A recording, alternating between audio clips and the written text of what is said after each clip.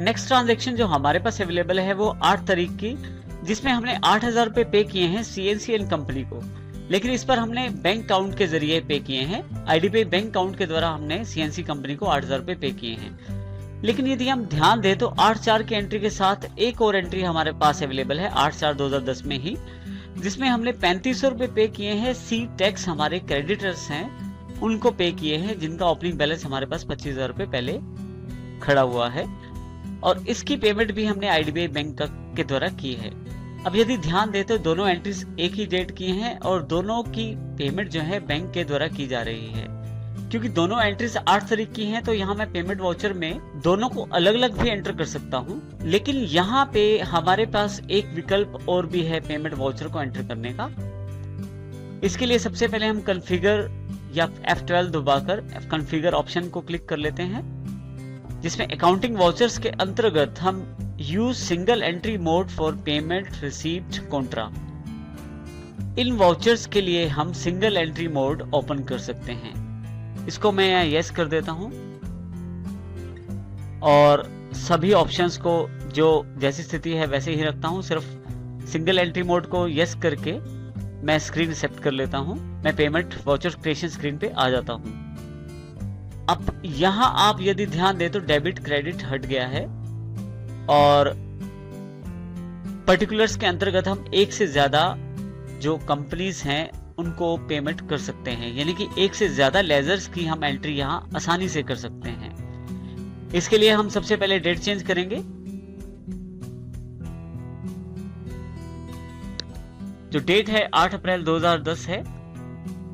उसके पश्चात किस अकाउंट से पेमेंट होनी है उस अकाउंट की जानकारी हम यहां देंगे। इस बार हमने जो पेमेंट देनी है वो IDBI बैंक से है। जैसे ही आई प्रेस करता हूं मेरे पास यहाँ list of ledger account available हो जाते हैं। देखिए यहाँ दो विकल्प उपलब्ध हुए हैं, कैश और IDBI बैंक अकाउंट, यानी कि मैं दो तरीके से पेमेंट कर सकता था, बैंक अकाउंट के जरिए और कैश। इसमें मैं IDBI बैंक अकाउंट को सिलेक्ट कर लेता हूं। पर्टिकुलर्स के अंतर्गत आपको लेजर्स को हमने पे करना है, अर्थात यहाँ एक से ज्यादा लेजर की एंट्री हो सकती है।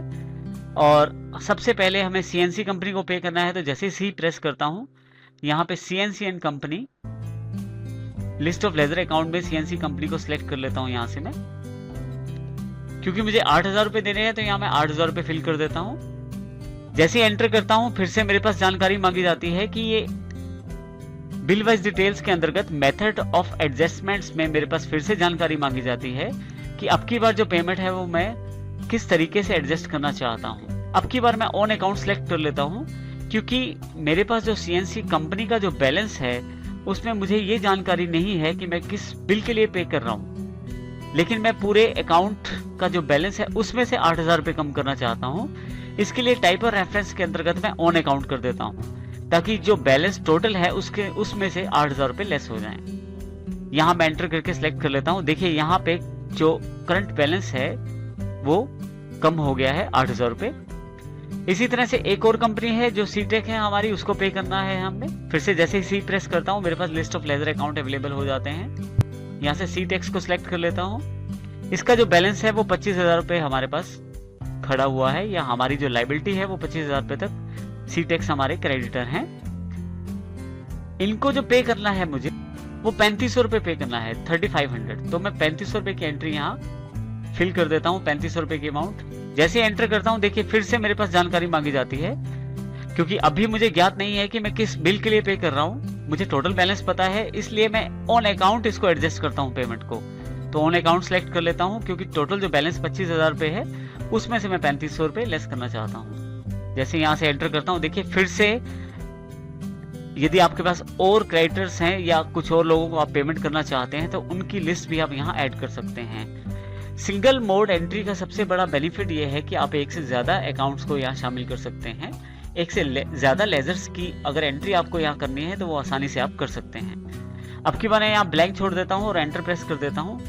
ब्लैंक छोड़ के जैसे ही एंटर प्रेस करता हूँ नीचे नरेशन में मेरे पास देखिए खुद ही चेक नंबर लिखा आ गया, क्योंकि टैली को पहले से ही जानकारी है कि मैं IDBI बैंक अकाउंट से पेमेंट करने वाला हूँ, तो इसीलिए चेक नंबर मेरे पास पहले से ही लिखा आ गया। अब जो मेरा चेक नंबर है वो डाल के मैं नरेशन लिख सकता हूँ।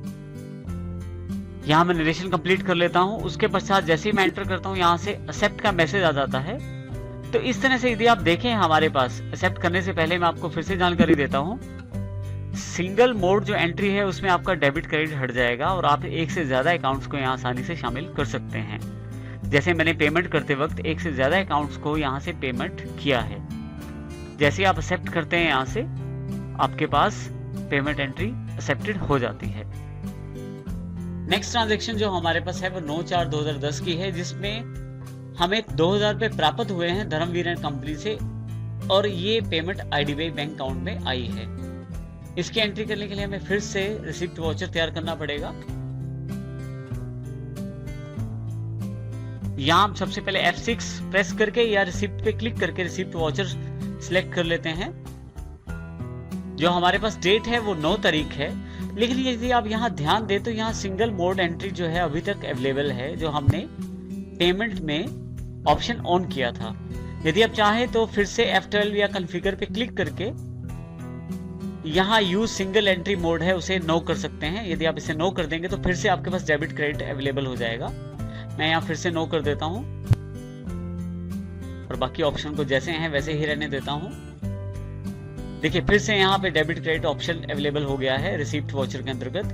तो इसका अर्थ ये हुआ कि पेमेंट, रिसीप्ट और कॉन्ट्रा वाउचर्स के लिए, इन तीनों तरह के वाउचर के लिए ये ऑप्शन आप सिलेक्ट कर सकते हैं, जिससे आप सिंगल मोड एंट्री द्वारा अपनी एंट्रीज को कर सकते हैं। यहाँ जो हमारी डेट है वो 9 तारीख है, तो यहाँ मैं पहले डेट की एंट्री कर देता हूँ। जैसे एंटर प्रेस करते हैं हम यहाँ पे 2 के अंतर्गत यहाँ सिलेक्शन हो जाता है और यहाँ हम 2 के साथ क्रेडिट होने वाले अकाउंट की जानकारी दे सकते हैं, जो कि हमारे धर्मवीर एंड कंपनी है। तो जैसे डी प्रेस करता हूँ, लिस्ट ऑफ लेजर अकाउंट में धर्मवीर एंड कंपनी को सिलेक्ट कर लेता हूँ। यहाँ से मैं जो पेमेंट है 2000 रुपये वो मैं एंटर करता हूँ यहाँ से। जैसे ही क्रेडिट करता हूँ उसके साथ ही मेरे पास यहाँ से फिर से जानकारी मांगी जाती है कि किस तरह से ये अमाउंट सेटल करना चाहता हूँ। यहाँ से मैं अभी मैं ऑन अकाउंट सेटल करना चाहता हूँ, ये अमाउंट एंटर कर देता हूँ। देखिए खुद ही उसने बाय के अंतर्गत कैश ले लिया है, लेकिन अब की बार मैं कैश नहीं चाहता। मेरा जो अकाउंट है वो IDBI के अंतर्गत है, यानी कि जो पेमेंट रिसीव्ड हुई है वो IDBI बैंक अकाउंट के IDBI बैंक अकाउंट में हुई है। तो यहाँ से मैं IDBI बैंक अकाउंट सिलेक्ट कर लेता हूँ। जैसे ही IDBI बैंक अकाउंट सिलेक्ट करता हूँ तो देखिए यहाँ पे 2000 डेबिट हो जाती है अमाउंट। मैं एंटर कर देता हूँ।